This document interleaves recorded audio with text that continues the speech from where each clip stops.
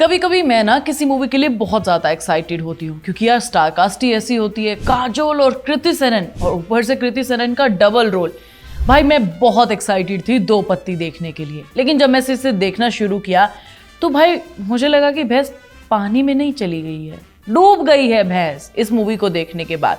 और सॉरी कृति, मुझे ऐसा लग रहा है कि अब आपका प्रोड्यूसर का करियर खत्म हो चुका है और उसको बर्बाद करने वाली है इसकी राइटर कनिका ढिल्लों। क्योंकि जब भाई इन्होंने ये पूरी की पूरी स्टोरी लिखी उस टाइम पर मुझे लगता है कि उनका दिमाग, उनकी मेंटल कंडीशन ठीक नहीं थी। कहानी कहाँ से क्या कहाँ जा रही है, कौन क्या कर रहा है, पूरी की पूरी मूवी क्या मैसेज देना चाहती है, कुछ अता पता नहीं है यार। सौम्या ने जिंदगी में पहली बार प्यार को महसूस किया था। कनिका ढिल्लों जिन्होंने इससे पहले शाहरुख खान की डंकी, हसीन दिलरुबा और जजमेंटल है क्या जैसी मूवीज की स्क्रिप्ट लिखी है, और ये मूवी देखने के बाद मुझे ऐसा लग रहा है कि भाई कनिका ढिल्लों मेंटल तो नहीं हो गई, क्योंकि मैं उनसे ऐसी स्क्रिप्ट एक्सपेक्ट ही नहीं करती कि भाई वो इतनी घटिया स्क्रिप्ट लिखेंगी। और इन सब की वजह से नुकसान किसको हुआ है? हमारे कृति सेनन को। उनका प्रोड्यूसर का करियर शुरू होने से पहले ही खत्म हो गया। इस मूवी की राइटिंग इतनी खराब है, अब मुझे लग रहा है कि भाई गणपत की स्टोरी इससे ज्यादा अच्छी थी ये देखने के बाद। बस उसमें हमारा एक्टर ही खराब था। इस फिल्म में दो बहनें कृति सेनन और कृति सेनन, दो बहनें हैं, एक अच्छी और एक बुरी, यही पूरी कहानी है। बस दोनों में डिफरेंस इतना है कि अच्छी वाली को कुर्ता और बिंदी के साथ हमें दिखाया गया है, और जो बुरी वाली हैं वो एकदम हॉट, सेक्सी और छोटे कपड़े पहनने वाली लड़की दिखाई गई है। इस तरीके से तो डिफरेंशिएट किया गया है दो कैरेक्टर्स को। अब मसला तब होता है जब इन दोनों बहनों की तगड़ी दुश्मनी हो जाती है। इन दोनों को एक ही लड़के से प्यार हो जाता है और एंट्री होती है हमारे हीरो की, जो कि रिच, कूल, हैंडसम लड़का है। पहले तो ये हमारी एडवेंचरस बहन के साथ रोमांस स्टार्ट करना शुरू कर देता है। जैसे कि अक्सर होता है कि भाई मॉडर्न लड़कियां ज्यादातर लड़कों को पसंद आती है। फिर एक टाइम के बाद उसे रियलाइज होता है कि अरे भैया शादी भी तो करनी है, पापा प्रेशर बना रहे हैं मेरे ऊपर अच्छी लड़की से शादी करने का। तो ऐसे में वो अच्छी वाली कृति के साथ उसे प्रपोज कर देता है कि भाई मुझे तुमसे शादी करनी है, और वो मान भी जाती है एक ही झटके में, जबकि उसे पता है कि उसकी बुरी बहन के साथ उसका चक्कर चल रहा है। डरोगी तो नहीं ना?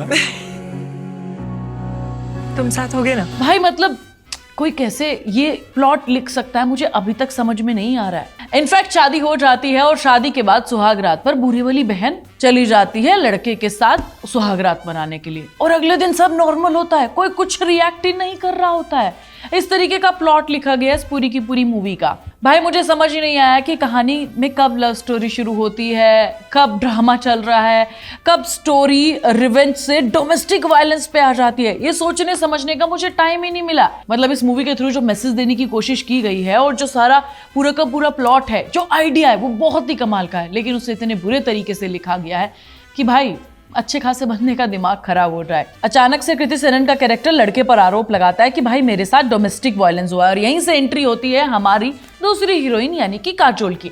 और भाई काजोल के साथ जो बुरा हुआ है, या फिर उन्होंने बुरा किया है भैया, मतलब आपको पता है कि वो हरियाणवी नहीं बोल सकती, आपको पता है कि वो नॉर्मल बोलचाल की भाषा में ही बातचीत करती है, अक्सर इंग्लिश बुलवा सकते हो आप उनसे, लेकिन नहीं, उनसे बुलवानी है हरियाणवी। भाई खाने को खाना कहने का मतलब ये थोड़ी होता है कि भाई तुमने हरियाणवी बोल दी, ये मतलब नहीं होता है। पूरी मूवी में काजोल इस चीज के साथ स्ट्रगल कर रही होती है, कहीं पे उत्तराखंड की लैंग्वेज, कहीं पे दिल्ली वालों की लैंग्वेज, कभी पेट्रोलिंग में, कभी हिंदुस्तान के पीनल कोड को समझने में।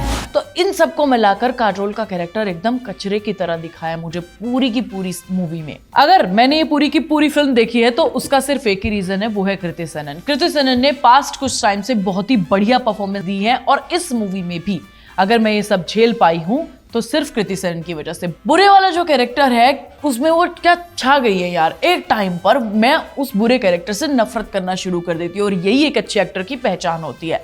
इनफैक्ट जो सिंपल सोबर लड़की का कैरेक्टर प्ले किया वो भी बहुत बढ़िया था। एक ही टाइम पर दो कैरेक्टर्स प्ले करना किसी भी एक्ट्रेस के लिए बहुत चैलेंजिंग होता है, लेकिन कृति ने ये काम करके दिखाया है, और उसमें वो बहुत ही बढ़िया तरीके से फैंटास्टिक भी लग रही हैं।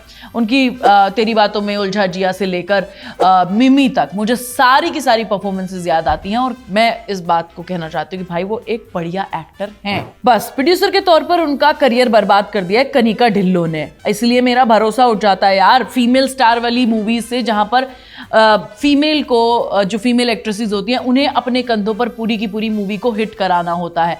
ऐसी ही मूवीज एक बैड एग्जाम्पल साबित हो जाती हैं फीमेल सेंट्रिक मूवीज के लिए। हमने कुछ टाइम पहले क्रू जैसी मूवी देखी है, लापता लेडी जैसी मूवी देखी है, जहां पे बहुत ही बढ़िया तरीके से एक सिंपल सोबर चीजों के साथ दिखाया गया है और वो मूवीज हिट भी हुई है। क्रू का बॉक्स ऑफिस कलेक्शन देख लो, बढ़िया बॉक्स ऑफिस पर कमाई की थी उसने। और ऐसी मूवीज एक बैड एग्जांपल सेट करती हैं विमेन सेंट्रिक मूवीज के लिए। तो भाई लास्ट में अगर तुम पूछ रहे हो कि सुहानी मूवी देखनी है कि नहीं देखनी है, तो उसका जवाब है कि भाई अगर तुम्हारे पास 2-2.5 घंटे हैं और तुम नेटफ्लिक्स एंड चिल करना चाहते हो तो देख सकते हो। बाकी दिवाली आ रही है, उसकी सफाई कर लोगे तो वो ज्यादा बेटर रहेगा ना यार, क्योंकि लास्ट में एंड में आपको एक सेटिस्फेक्शन तो रहेगा कि आपने कुछ किया है, क्योंकि ये घंटे बर्बाद करने के बाद आपको रिग्रेट ही होगा।